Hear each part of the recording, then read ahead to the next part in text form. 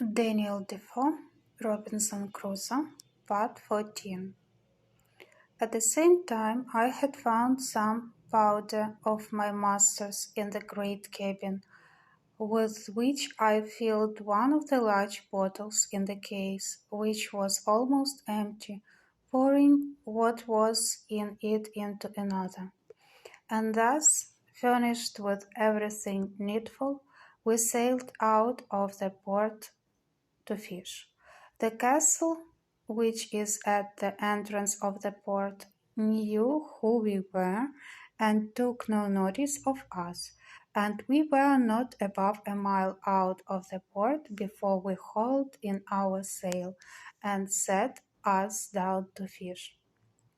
The wind blew from the NNE, which was contrary to my desire, for had it blown southly, I had been sure to have made the coast of Spain, and at least reached to the Bay of Cadiz.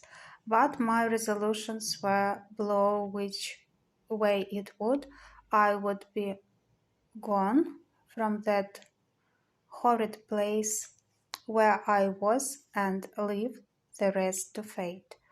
After we had fished some time and caught nothing, for when I had fish on my hook I would not pull them up, that he might not see them.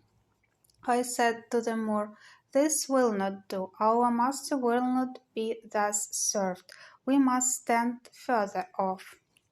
He, thinking no harm, agreed, and being in the head of the boat, set the sails, and as I had the helm, I ran the boat out near a league further, and then brought, brought her to, as if I would fish. When, giving the boy the helm, I stepped forward to where the Moor was, and making as if I stooped for something behind him, I took him by surprise with my arm under his waist, and tossed him clear overboard into the sea. He rose immediately, for he swam like a cork, and called to me, begged to be taken in, told me he would go all over the world with me. He swam so strong after the boat that he would have reached me very quickly, there being but little wind, upon which I stepped into the cabin, and fetching one of the fallen pieces, I presented it at him, and told him I had done him no hurt, and if he would be quiet I would do him none. "But," said I, "you swim well enough to reach to the shore, and the sea is calm. Make the best of your way to shore, and I will do you no harm. But if you come near the boat, I'll shoot you through the head, for I'm resolved to have my liberty." So he turned himself about and swam for the shore, and I make no doubt but he reached it with ease, for he was an excellent swimmer. I could have been content to have taken this Moor with me and have drowned the boy, but there was no venturing to trust him.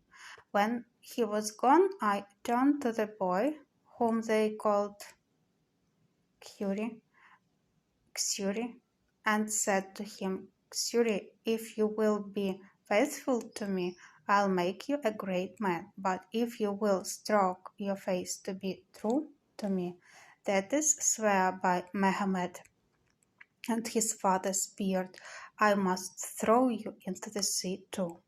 The boy smiled in my face and spoke so innocently that I could not distrust him, and swore to be faithful to me and go all over the world with me. While I was in view of the Moor that was swimming, I stood out directly to sea with the boat rather stretching to windward, that they might think me gone towards the strait's mouth, as indeed anyone that had been in their wits must have been supposed to do. For who would have supposed we were sailed on to the southward, to the truly barbarian coast, where whole nations of Negroes were sure to surround us with their canoes and destroy us, where we could not go on shore but we should be devoured by savage beasts, or more merciless savages of humankind.